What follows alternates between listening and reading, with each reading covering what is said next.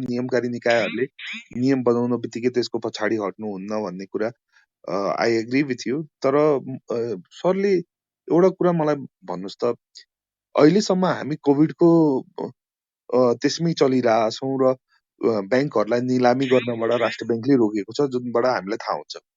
तपाईँको यो जुन सिडी रेसियोको माग पहिलेदेखि उठ्दै आइरहेछ, जुन चाहिँ बासल 3 मा आजभन्दा 3-4 वर्ष अगाडि नै इन्टरनेसनल मार्केटमा आइसकेको थियो। We are talking about the timing of this CD ratio जुन ल्याइएको छ र जुन इन्टेन्सनबाट ल्याइएको छ, त्यो चाहिँ गलत देख्यौँ क्या हामी। कि म यसमा कतै गलत छु कि? दिपेन सरको कुरामा म एउटामा सहमत हुन्छु, एउटामा असहमत हुन्छु। टाइमिङ रङ भयो कि भन्ने कुरामा टाइमिङ चाहिँ गलतै भएको हो कि जस्तो चाहिँ अब अहिले त्यति बेलामा नभए पनि अहिले यतासम्म आइसक्दाखेरि चाहिँ सिसिडीबाट सिडीमा कन्भर्ज हुँदाखेरि लगभग लोन दिने क्यापासिटी ब्याङ्कहरूको 125-30 अरबले घटेको छ र त्यति बेलामा अलरेडी ब्याङ्कहरू लगभग लिक्विडिटी टाइट भइसकेको अवस्थामा थियो होइन। त्यस कारणले त्यो तपाईँले टाइमिङ रङ भयो भन्नुहुन्छ भने टाइमिङ रङ भएको कुरा चाहिँ म पनि एग्री गर्छु। तर सिडी रेसियो ल्याउनु गलत हो भनेपछि गलत होइन। अनि इन्टेन्सनल गलत हो कि भन्नुभयो भने हामी अलिकति छेडी चाहिँ नगरौँ कि जस्तो लाग्छ। किन भन्दा सुन्नु न, तपाईँ हामी लगानीकर्ताको हिसाब किताबले एउटा कुरा गर्दा ठिक छ, हामीलाई अलिकति नोक्सानी हुन्छ, रिस्क पनि उठ्छ, हामी प्रतिक्रिया दिउँला। तर ल भनौँ न, नियमनकारी निकायमा बस्ने ल गभर्नरलाई नै भनौँ न, गाली गरौँ एकचोटि, गभर्नरले त्यो सिडीबाट सिसिडी गरेर मतलब नियत खराब राखेर ल्याएर भोलि त बजारमा त उहाँ त जिम्मेवार रहनुपर्छ नि। जस्तै अब हामीले भन्यो अर्थमन्त्रीलाई गाली गरेका छौँ, अरूलाई गाली गरेका छौँ, अलिकति बुद्धि नपुगेको चाहिँ कहिलेकाहीँ हुनसक्छ हेर्नुहोस् मान्छेहरूको होइन। तर त्यो एउटा पदमा बसेको मान्छेले त राम्रो काम गर्यो भने त सबैले जय जयकार गर्छौँ, सबैले राम्रो गर्छौँ। जनार्दन शर्मा चाहिँ ऊर्जा मन्त्री हुँदाखेरि उहाँले जसरी काम गर्नुभयो त्यसपछि त उहाँको इमेज स्वाट्टै बढ्यो। त्यो लोभ त उहाँलाई अहिले छैन होला र? भने कतिपय अवस्थामा उहाँले त्यो सेक्टर नबुझ्नु भएको होला, नबुझेको कारणले तत्काल रियाक्सन गर्न नचाहनु भएको होला, नसक्नु भएको होला। म त्यो चाहिँ मान्छु होइन। अब गभर्नर सरले पनि या भनौँ न नियमनकारी निकायमा बस्ने अरू मान्छेहरूले पनि तत्काल यसको इम्प्याक्टलाई एनालाइसिस गरेर ठ्याक्कै सोल्युसन दिन नसकेको होला नि, त्यो चाहिँ म मान्छु। तर नियतै खराब ल्याएर चाहिँ जिम्मेवार मान्छेहरूले गरेर आफ्नै भविष्य आफ्नै इज्जत किन फाल्छन् र? त्यस कारणले टाइमिङ गलत हो भन्ने कुरामा चाहिँ टाइमिङ चाहिँ गलत भएको देखियो, तर नियत गलत हो भन्ने कुरामा चाहिँ सहमत हुन सकिएन दिपेनजी। Thank you. अनि सर अर्को कुरा, तपाईँले भन्नु कतै अलिकति बुद्धि नपुगेको, यो बुद्धि नपुगेको सबै पोलिटिसियन र ब्युरोक्रेट्स हाम्रै भाग्यमा किन लेखिएको छ हजुर नेपालीको? होइन, त्यो त यस्तो हो नि त, तपाईँलाई हामीलाई फुर्सद छैन, अब मलाई ब्याङ्कमा जागिर खानलाई फुर्सद छैन, लाखौँ तलब आउँछ होइन, करोडौँको गाडी ब्याङ्कले दिएको छ, म चाहिँ यो छोडेर दैलेखमा गएर चुनाव लड्दिनँ है। कुनै राम्रो पढाइ लेखाइ गरेका मान्छेहरू अहिले अलि सुरु भएको छ। अहिले हेर्नुभयो भने अहिले काङ्ग्रेसको महाधिवेशनमा कुरा गरौँ या एमालेको पनि पार्टीमा जुन गाउँ स्तरबाट आउने साथीहरू बल्ल अब अलिकति परिवर्तनको छाँटकाँट देखिन लागेको छ। मान्छेहरूले चाहिँ अब अलिकति पढाइ लेखाइ गरेको राम्रो मान्छेहरू पनि राजनीतिमा लाग्न थाल्यो होइन। अब अहिलेसम्म राजनीतिमा लागेको मान्छेहरू त यसलाई अन्यथा त मान्नु हुँदैन, किन भन्दा राजनीतिमा राम्रो मान्छेहरू पनि लाग्नु भएको छ। सबैलाई एउटै कुरा भन्यो भने त गलत होला। तर हाम्रोमा पनि कुरा के भयो त भन्दाखेरि राम्रो अलिकति पढाइ लेखाइ भयो भनेपछि मान्छे राम्रो जागिर खोजिहाल्ने, राम्रो घर संस्कारबाट आएको मान्छे भयो भने व्यापार धन्दा उद्यममा लागिहाल्ने। अनि कहीँ केही गर्न नसकी ढुङ्गामुढा हान्दै त्यो कार्यकर्ता हुँदै नेता हुने भएपछि अनि हामी यतापट्टि बसेर चाहिँ हामीले गाली गरेर मात्र हुँदैन। हामी त सकेसम्म पानी पर्यो भनेपछि छाता ओढेर को भोट हाल्न जान्छ भनेर भोट हाल्न नजाने, घाम लाग्यो भने भोट हाल्न नजाने हामी उस्तै पर्यो भने होइन। तर बसेर नेताहरूलाई मात्र गाली गरेर हुँदैन। त्यस कारणले यो जिम्मेवारी चाहिँ हामी सबैले लिनुपर्छ। बिस्तारै परिवर्तन हुन्छ। अब यो रातारात त किन होला र? अब जुन नेताहरूले व्यवस्था परिवर्तन गर्न लगाउनु भयो, हामी तपाईँ बसेर यसरी भट्टाभट नेताहरूको बारेमा बोलेका छौँ, गाली गरेका छौँ, फेसबुकमा लेखेका छौँ, दस्तरी गरेका छौँ, हामी कसैलाई कारवाही भएको छैन। यो भने त स्वतन्त्रता, अभिव्यक्तिको स्वतन्त्रता अरू दिनलाई फेरि त्यही नेताहरू लड्या हुन् होइन। तर त्यो नेताहरूले चाहिँ हामीलाई यो प्रजातन्त्र या लोकतन्त्र भनौँ या अभिव्यक्तिको स्वतन्त्रतासम्म चाहिँ ल्याउनलाई उहाँहरू काबिलियत हुनुहुन्थ्यो। तर अब अर्थव्यवस्था या आर्थिक क्रान्तिको लागि चाहिँ उहाँहरूको रिप्लेसमेन्ट हुनु पर्थ्यो। त्यो रिप्लेसमेन्ट हुनुको लागि के भयो त भन्दाखेरि फेरि मान्छेहरू त्यही अनुसारको राजनीतिमा पनि लाग्नु पर्यो होइन। अलिकति सक्ने मान्छे, क्षमता भएको मान्छे राजनीतिमा लाग्न डराउने या नलाग्ने या आफ्नो व्यक्तिगत स्वार्थले हामी यता बस्ने, अनि नेताहरूलाई मात्र गाली गर्यो भने अन्याय हुन्छ। त्यस कारणले हामी हाम्रो भूमिकामा, नागरिकको भूमिकामा पनि कतिको न्याय गरिरहेछौँ। नेताहरूलाई गाली गर्दै गर्दा मेरो व्यक्तिगत नागरिकको भूमिकामा कति गरेका छौँ भनेर पनि खोज्यौँ भने यो सबैमा होला। त्यस कारणले नेताहरू पनि चुज भएको हाम्रै यो संस्कृति, हाम्रै यो समाज, हाम्रै प्रवृत्तिबाट चुज भएको रिप्रेजेन्टेसन त हो नि। त्यसकारणले बिस्तारै परिवर्तन हुन्छ। हामी एकदमै छिटो अप्टिमिस्टिक या पेसिमिस्टिक हुनुभन्दा पनि परिवर्तन भइरहेछ। हाम्रो पालामै परिवर्तन हुन्छ जस्तो लाग्छ दिपेन्द्र सर मलाई। ल यो कुरा चाहिँ एउटा राम्रो भन्नुभयो सरले कि हाम्रै पालामा परिवर्तन हुन्छ र हाम्रै पालामा यदि परिवर्तन हुन्छ भने भावी पुस्ताको लागि त पक्कै भयो। सो त्यो चाहिँ एउटा राम्रो खबर हो सर। तर तपाईँले एउटा कुरा जुन भन्नुभएको थियो कि नीति नियम ल्याउँदाखेरि तिनीहरूले तुरुन्तै चेन्ज गर्नुहुन्न, तर त्यसको इम्प्याक्ट उल्टो हुँदा उहाँहरूले किन चेन्ज गर्नुहुन्न? किनभने अस्ति जब तपाईँहरूको ब्याज दरको वार चलिरहेको थियो ब्याङ्कहरूको बिचमा, राष्ट्र ब्याङ्कले इन्टरभ्युन गरेर होइन त्यस बेला सबैको 9.36 वा 37 त्यहाँ फिक्स गर्न लगायो र इमिडिएट तपाईँको फेरि रिभ्यू भएर तपाईँको 2वटा सर्कुलर आएको मलाई याद छ कि तपाईँको पछिल्लो को एभरेज भन्दा 10% भन्दा माथि जान नपाउने भने त्यो चाहिँ गर्न सक्ने त्यो इन्डस्ट्रियलिस्टहरूलाई, व्यापारीहरूलाई, घर जग्गावालाहरूलाई गाह्रो भयो भने, तर हाम्रो विषयमा 4/12 मा कुनै R&D नगरिकन, कुनै रिसर्च नगरिकन उहाँहरूले नियम ल्याएर त्यसबाट एकचोटि गभर्नर साहबले भन्नुभएको छ जुन इम्प्याक्ट मैले चाहिरहेको छु त्यसभन्दा उल्टो परेछ 4/12 उहाँले चेन्ज गर्ने जस्तो कुराहरू पनि गर्नुभएको थियो। तर फेरि नियम ल्याउँदाखेरि फेरि रिभ्यू हुँदाखेरि त्यसमा केही पनि देखिएन भनेपछि उहाँहरू अलिकति आफ्नो पार्टीगत कार्यकर्ता भएर त हिँडेका छैनन् जस्तो लाग्दैन? होइन, एउटा कुरा दिपेनजी, अब म यहाँ कुरा गर्दाखेरि ब्याङ्कर मात्रै भन्दा पनि अब यो साथीभाइको हिसाबले छलफल गरे हो, त्यस कारणले म लागेको कुरा त भनिहालेँ नि तपाईँलाई। टाइमिङ गलत हो कि होइन भन्दा टाइमिङ गलत हो एग्री गरेँ, तर हामी अलिकति बायस्ड भएर हामीले पनि सोच्नुहुन्न। किन भन्दा हामी लगानीकर्ता साथीहरू यहाँ बसिरहेछौँ, सुनिरहेछौँ। हामी सबैलाई चाहिँ के गरिदिए हुन्थ्यो जस्तो लाग्छ भने पुँजी बजार चाहिँ बढ्ने कुराहरू गरिदिए हुन्थ्यो, सबै चिजले पुँजी बजारलाई सपोर्ट गरिदिए हुन्थ्यो। हाम्रो लगानी चाहिँ आज भएको लगानी 1 वर्षमा डबल भइदिए हुन्थ्यो, डबल नभए पनि 1.5 गुणा भइदिए हुन्थ्यो, नघटिदिए हुन्थ्यो भन्ने लाग्नु स्वाभाविक हो। सबैलाई आफ्नो सम्पत्तिको माया लाग्छ। हामी यताबाट सोध्छौँ होला, व्यापारीले एउटा चिज सोध्छ होला, भनौँ न हामी ब्याङ्करहरूले एउटा चिज चाहन्छौँ होला। अब आफ्नो सेक्टरमा आफ्नो लाग्ने मान्छेको रुचि आफ्नो हुन्छ। तर सरकार या नियामकहरूको भूमिका चाहिँ योभन्दा अलिकति माथि रहन्छ। उनीहरूले सबै सेक्टरमा सबै चिजहरू हेर्नु पनि पर्ने हुन्छ। किन भन्दा एउटा सेक्टरलाई मात्रै हेर्न सक्दैन होइन। अब त्यस कारणले उहाँहरूले गरेको एनालाइसिस पक्कै पनि के त भन्दाखेरि अब यो पछाडि फर्केर हेर्दा केही चिजहरू अलिकति टाइमिङ नमिलेको हो कि अलिकति टाइमिङमा अलिकति यताउता भएको हो कि भन्ने कुरा शङ्का गर्ने आधार रह्यो। होइन, आधार रह्यो। होइन, म तपाईँसँगै छु कि म तपाईँसँगै छु। 4/12 को कुरामा मैले थप्न खोजेँ, यस्तो नियमहरू ल्याउन सकिन्छ? तपाईँको सम्पत्तिको अधिकारलाई यसरी हनन गर्न पाइन्छ? राष्ट्र ब्याङ्कले गर्न पाउँछ? होइन, सम्पत्तिको अधिकार हनन भन्दा पनि यसलाई चाहिँ अब यस्तो छ, अब 4/12 को त उसमा चाहिँ मुद्दामा तपाईँको एकदमै स्पष्ट अडान छ, लडाइँ छ। त्यस कारणले म तपाईँसँग यसमा ठिक हो बेठिक हो भनेर तर्क वितर्क गर्न चाहिनँ। यो कुरा के हो त भन्दा राष्ट्र ब्याङ्कले पनि एउटा कुरा के चाहिँ गर्न चाहिँ पाउँछ त भन्दाखेरि अब सीमित स्रोत छ, त्यो स्रोत सीमित भएको हुनाले अब सुन्नु न, त्यसरी भनेपछि त म अर्को अब्जेक्सन गर्छु। राष्ट्र ब्याङ्कले हामीलाई ब्याङ्करहरूलाई के गरेको छ भन्दाखेरि अब यहाँ देऊ त्यहाँ नदेऊ, यहाँ 15% देऊ, यहाँ 11% देऊ, यहाँ 12% देऊ। ए बाबा म ब्याङ्कर हो, म आफ्नो हिसाबले भन्न पाउँदैन। किन भन्दा उहाँहरूले चाहिँ के भन्दा यो ब्याङ्किङ सेक्टरमा आएको पैसा भनेको फाइनेन्सियल इन्टरमिडिएसनमा आएको, यो रिसोर्सेसलाई चाहिँ अप्टिमल युटिलाइजेसनतिर डाइरेक्टेड गर्ने अधिकार चाहिँ राष्ट्र ब्याङ्कलाई हुन्छ भन्नाले कुन सेक्टरतिर यो फन्डलाई मुभ गर्न चाहन्छ त भन्ने कुरामा राष्ट्र ब्याङ्कले नीति लिन पाउने अधिकार त्यो हुन्छ र उसको भूमिका पनि त्यही हो। अब 4/12 ठिक हो कि गलत हो भन्ने कुरा मैले बिचमा हजुरलाई रोक्दै पनि गएँ, किनभने मैले सोध्न के खोजेँ भने यहाँ सबै नियम जति पनि मैले हेरेँ त्यो सबै नियम चाहिँ टोटल लेन्डिङसँग लिङ्क छ, तर मात्र हाम्रो सेयर मार्केटको जुन तपाईँको लेन्डिङको नियम छ त्यसलाई बायस्ड तरिकाले तपाईँको कोर क्यापिटलसँग लिङ्क गरिएको छ। तपाईँलाई यहाँ बायसनेस देख्छ कि देख्दैन अर्को कुरा।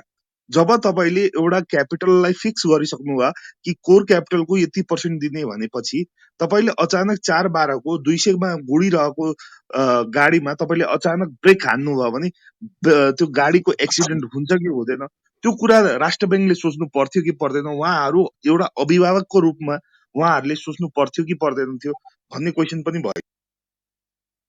होइन, यस्तो छ, अब यसमा त अब राष्ट्र ब्याङ्कले जवाब देला, म पनि अब एउटा ब्याङ्करले यसमा के जवाब दिनु। तर एउटा ब्याङ्करको रूपमा होइन, पार्सियल्ली म सहमत हुन्छु कि किन भन्दा जस्तै अहिले भएको इन्भेस्टरहरूको जस्तो प्रकारले यो कन्फिडेन्स घट्यो, त्यसमा चाहिँ जस्तै बजार सुइती बढ्यो बजार सुइसुइती बढ्दाखेरि चाहिँ धितोपत्र बोर्डले नै के गर्यो त भन्दा 51वटा कम्पनीको लिस्ट ल्यायो, यो ल्यायो त्यो ल्यायो। अस्ति बेपत्ता बजार घट्यो, मान्छेहरू आक्रान्त नै भए। अब आज अलिकति राहत मिल्यो, त्यति बेलासम्म त फेरि धितोपत्र बोर्डले नआत्तिनुस् भन्ने एउटा विज्ञप्ति पनि जारी गरेन होइन। अनि बजार चाहिँ बेपत्ता बढेको बेलामा राष्ट्र ब्याङ्कले पनि यता कस्न खोज्छ उता कस्न खोज्छ। पहिला ब्याङ्क वित्तीय संस्थालाई ल तिमीहरू चाहिँ सेयरमा लगानी नगर भन्यो, किन भन्दाखेरि ब्याङ्क वित्तीय संस्थाहरूले पनि सेयरमा लगानी गरेको कारणले प्राइसको एस्केलेसन्स बढी भयो कि भन्ने आभास भयो। होइन यो चाहिँ अननेचुरल ग्रोथ भयो भने चाहिँ रोक्न खोज्यो।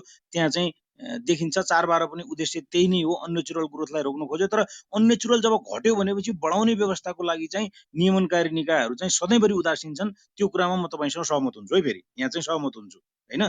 त्यस कारणले अब यो चिजको कन्फिडेन्स नभएको कारणहरू नै लगानीकर्ताहरू हताश भएका हुन्। त्यसपछि चाहिँ अब सरकारको पनि त्यस्तो प्रकारको कुनै चिजहरू आएन, जसको कारणले के हो त नियमनकारी निकायहरू पनि बजारप्रति सकारात्मक नहुने, सरकार पनि सकारात्मक नहुने, बजारमा लिक्विडिटी पनि नरहने, ब्याज दर पनि बढेर जाने भन्ने कारणहरूले गर्दाखेरि बजारमा लगानीकर्ताहरू पेनिक भएको अवस्था चाहिँ हो। त्यसलाई हामीले हो होइन भनेर किताबमा बाँड्न जरुरी नै छैन। त्यसमा म पनि एग्री गर्छु।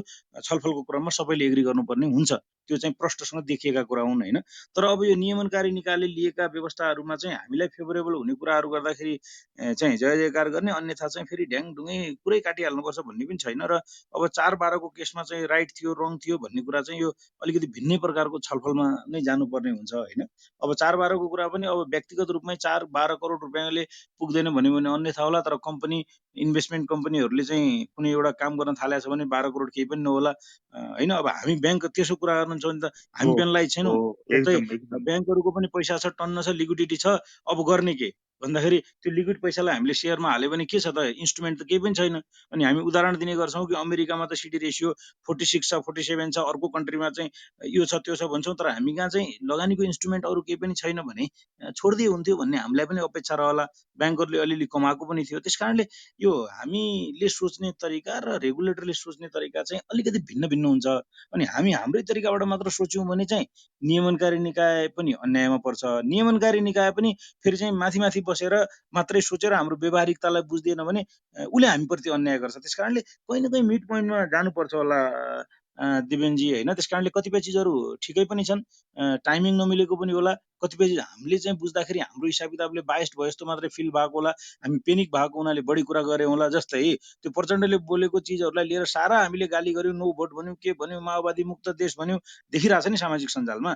तर वास्तवमा बिचरा त्यो भनाइमा उहाँले चाहिँ कहाँ सट्टा बजार, कहाँ धितोपत्र बोर्ड, कहाँ चाहिँ आइएमएफ र वर्ल्ड ब्याङ्क र एसियन डेभलपमेन्ट ब्याङ्क जोडिराख्नु भएको छ। त्यो चिजलाई ओ हामीले के गर्नु त भन्दा बजार विरोधी बुझ्यौँ। हाम्रो बुझाइ खोइ हामीले त्यही बुझ्ने हो त। अनि बिचरा त्यसमा त दया लाग्नु पर्दैन भने होइन। त्यस कारणले हामीलाई चाहिँ के भने हाम्रो अलिकति प्रवृत्ति पनि कस्तो भयो त भन्दाखेरि फेभरेबल कुरा गरिदियो भने जय जयकार गरिहाल्ने, अलिकति चिजहरू चित्त नबुझ्दा बित्तिकै गाली गर्ने प्रकारको प्रवृत्ति चाहिँ गर्नुहुन्न कि। यसले होस्टाइल बनाउँछ। हेर्नुहोस्, यसले एउटा कुरा के हुन्छ त भन्दाखेरि नियमनकारी निकाय, सरकार या जो पनि अथोरिटीमा बसेको मान्छेलाई हामीले करकर्ती नचाहिने कुराहरूमा पनि किचिज गरिराख्यौँ भने उनीहरूलाई होस्टाइल बनाउँछ। मानवीय प्रवृत्ति त छ नि। त्यस कारणले एकछिन कुल भएर सामान्य हिसाब किताबले उहाँहरूको भूमिकामा म भए के गर्थेँ भन्ने हिसाबले हामीले पनि गऱ्यौँ। र नियमनकारी निकाय सरकारमा बस्ने मान्छेहरूले पनि यो लगानीकर्ताहरू कति पेनिक भइरहेछ, किन भइरहेछ, त्यहाँ भएको भए म के चाहन्थेँ भन्ने हिसाबले सोच्यौँ भने बल्ल मिड पोइन्ट आउँछ र त्यसले राम्रो गर्छ होला। त्यस कारणले संयमित हुनुपर्छ, लगानीकर्ताहरू संयमित हुनुपर्छ, सरकार र नियामकहरू जिम्मेवार हुनुपर्छ। हेर्नुहोस् होइन, यो दुइटै चिजमा कहीँ न कहीँ दुइटै चिजमा अलिअलि कमी कमजोरी चाहिँ देख्छु मैले त प्रष्ट एकदम इन्डिपेन्डेन्टली एप्रेजल गर्दाखेरि चाहिँ। Thank you sir. अब म बजारमा के हल्ला छ भने यो लिक्विडिटी क्राइसिस चाहिँ एमसिसी पास गर्नको लागि ल्याइएको बनाइएको। किनभने सर जसरी हामीले हेर्छौँ, जति हामीले पढेका छौँ, जति देखेका छौँ र विदेशको प्र्याक्टिसहरू पनि हेरिरहेछौँ, त्यसमा यो लिक्विडिटी क्राइसिसलाई तपाईँको डिल गर्नको लागि होइन राष्ट्र ब्याङ्कसँग त थुप्रै इन्स्ट्रुमेन्टहरू छन्। लाइक तपाईँको सिडी रेसियोमा पनि तपाईँले चलाउन सक्नुहुन्छ। सिसिडी रेसियो जुन क्यापिटलको पैसा छ 6 खरब रुपियाँ, त्यसलाई चलाउन सकिन्छ। त्यसपछि तपाईँको जुन स्थानीय तहमा जुन डिपोजिटहरू जान्छन् त्यसलाई तपाईँले काउन्ट गर्न दिन सक्नुहुन्छ। तपाईँले जुन खर्च नभएको एडभान्स एक्सपेन्सेस जुन बुक गरेको हुन्छ त्यसभित्र तपाईँले प्ले गर्न सक्नुहुन्छ।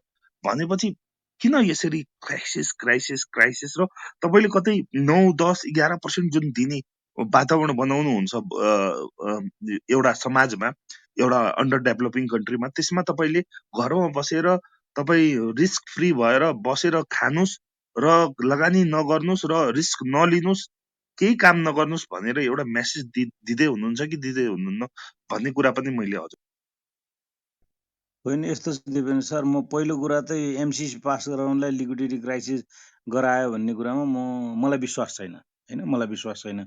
किन छैन भने मैले अघि नै यहाँहरूलाई निवेदन गरेँ, अहिले राष्ट्र ब्याङ्कले सिडी रेसियो जति तोकेको छ र जुन सिडी रेसियो छ त्यसको ग्याप मात्रै पनि 61 अरब छ।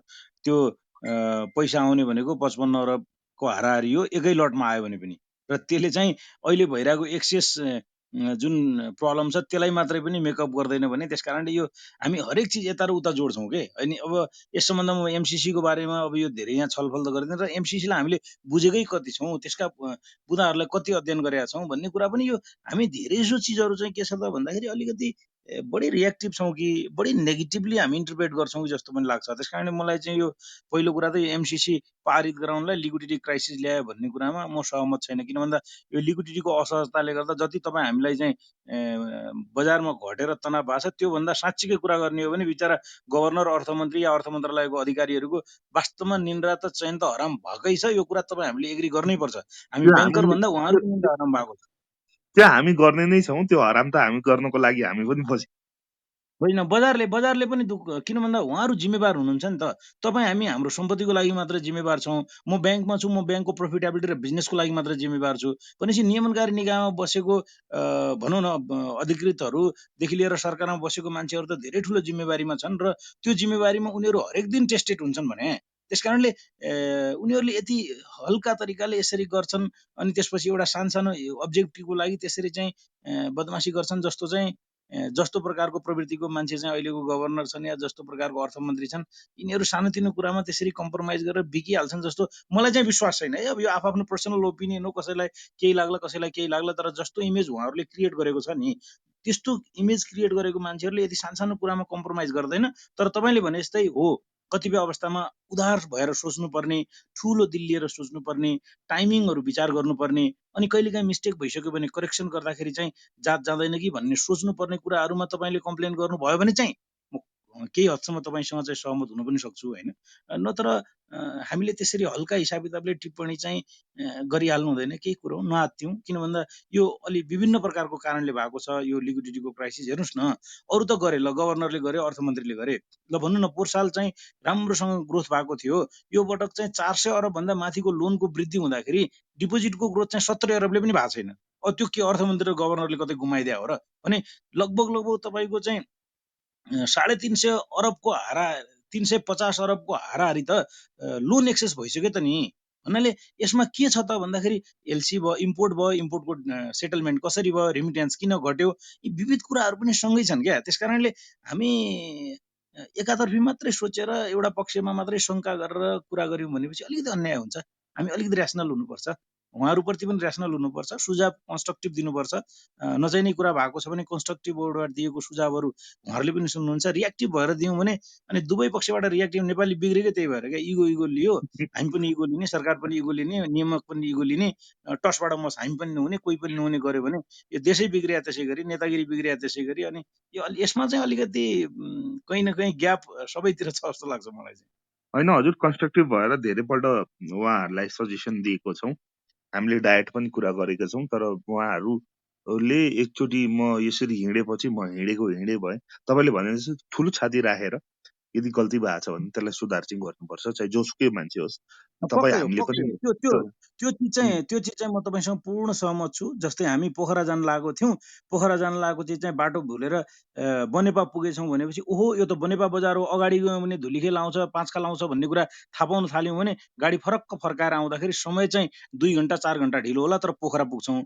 हिँडी त हालियो देखा जाला भनेर फेरि उता बाटो सिधै लाग्यौँ भने पोखरा पुगिँदैन कि। त्यस कारणले करेक्सन गर्ने कुराहरू भएको छ भने ढिलो नगरिकन फर्किँदा जात जाँदैन, त्यसले राम्रै गर्छ। त्यो चिजमा चाहिँ पक्कै पनि सरकार या नियामकहरू सचेत छन्, वर्किङ अर्को गरिरहेछन्। मैले भने अर्को धेरै मेरो कुरो क्वेसन जिम्मेवारी त्यो छ। ब्याज दरको बारेमा थियो सर, जुन हजुर प्लिज। तपाईँलाई हामीले यति हाई इन्ट्रेस्ट रेट दिएर रिस्क नलिनुहोस्, रिस्क नलिँदा राम्रो, र तपाईँ घरमा बस्नुहोस्, अल्छी बन्नुहोस्, तपाईँले इन्डस्ट्री वा कुनै कुरामा तपाईँले इन्भेस्ट नगर्नुहोस् भन्ने एउटा मेसेज दिइरहेको छैन यो हायर इन्ट्रेस्ट रेटको बारेमा हेर्दा। होइन म फेरि त्यसलाई पनि मेरो इन्टरप्रेसन र म तपाईँसँग सहमत छु होइन, तर इन्टरप्रेसन गर्ने तरिकासँग चाहिँ असहमत छु, कुरासँग सहमत छु है। किन भन्दा यो हाम्रो जस्तो अब अहिले कोभिड पछिको अर्थतन्त्र होइन, कोभिड पछिको अर्थतन्त्र लगभग 1.5 वर्ष व्यापार धन्दा ठप्पै भएको बेलामा नयाँ व्यापार धन्दा गर्न या भइरहेको व्यापार धन्दालाई पनि चलायमान गरिराख्नको लागि दुईटा चिजको जरुरत हुन्थ्यो। एउटा चिज भनेको चाहिँ सहज रूपमा कर्जा प्राप्त हुने र त्यो प्राप्त भएको कर्जाको ब्याज दर कम्ता हुने, जसले गर्दा त्यो बोरोइङ कस्ट चाहिँ कम होस्, यो दुईटाको जरुरत थियो र डेभलपिङ इकोनोमीमा पनि त्यो जरुरत हुन्छ र अहिले भर्खरै अब यो कोभिडबाट धानिन लागेको अर्थतन्त्रमा पनि यो ब्याज दर तलतिर हुनुपर्छ भन्ने कुरासँग तपाईँसँग पूर्ण सहमत भएँ म, पहिलो कुरा चाहिँ होइन। र यो चिज नभएको कारणले गर्दाखेरि चाहिँ नयाँ उद्योग धन्दा नगर मात्र होइन, भइरहेको कोभिडबाट थलिएका चिजहरू पनि रिस्टोर हुन टाइम लाग्छ, त्यसले गर्दा ओभरअल इकोनोमीमा रिस्टोर गर्नलाई पनि लाग्ने समय बढी लाग्छ।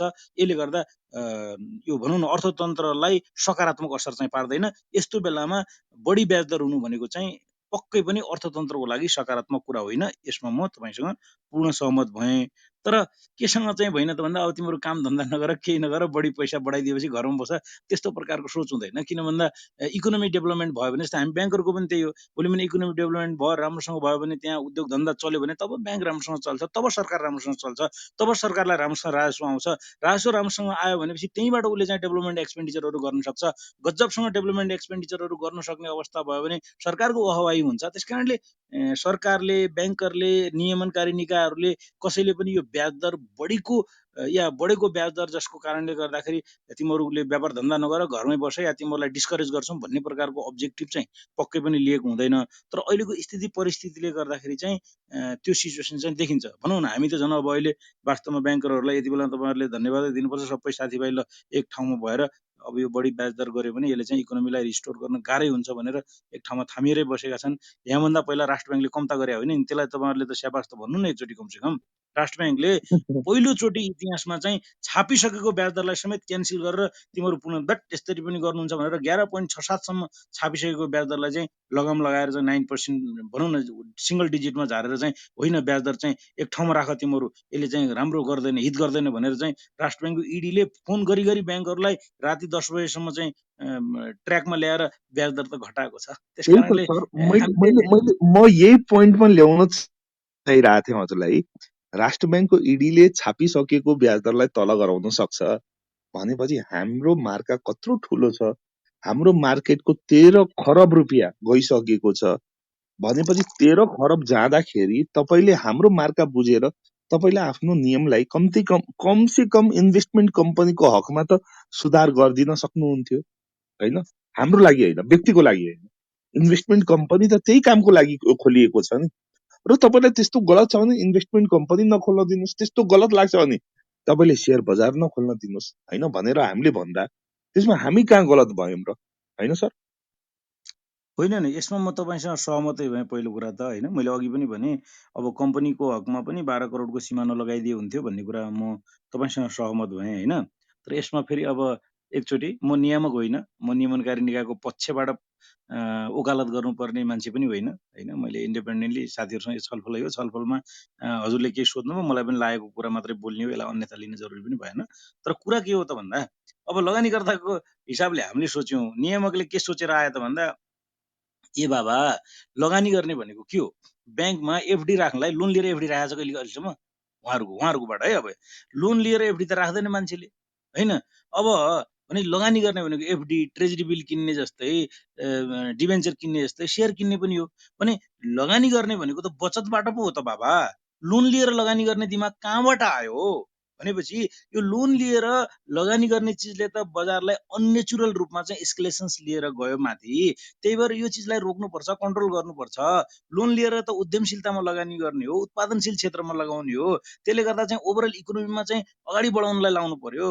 यो चिज चाहिँ कहाँ लगानी गर्नलाई लोन लिइरहेको भन्ने हिसाबले उहाँहरूले सोच्नु भएको छ है। हेर्नुहोस्, अब यो हो होइनमा छलफलमा मैले यसलाई चाहिँ मैले पुनः फेरि दोहोऱ्याउन चाहे, यसलाई ओकालत मैले गरे होइन, तर नियामकको हिसाबले सोच्दा त्यो यसो एकचोटि कुल भएर सोच्दा त कुरो ठिकै पनि जस्तो पनि लाग्ने अवस्था आउँछ।